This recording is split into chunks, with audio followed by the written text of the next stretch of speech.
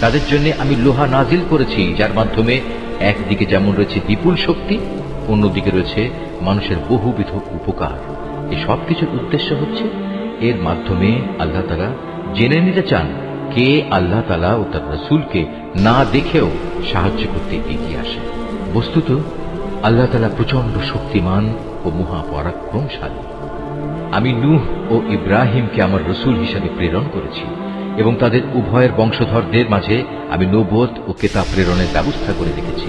অতঃপর তাদের মাঝে কিছু কিছু লোক সঠিক পথ অবলম্বন করেছে, অবশ্য তাদের অধিকাংশ লোকই ছিল নাফরমান। তারপর তাদের বংশে একের পর এক আমি অনেক রসুলই প্রেরণ করেছি।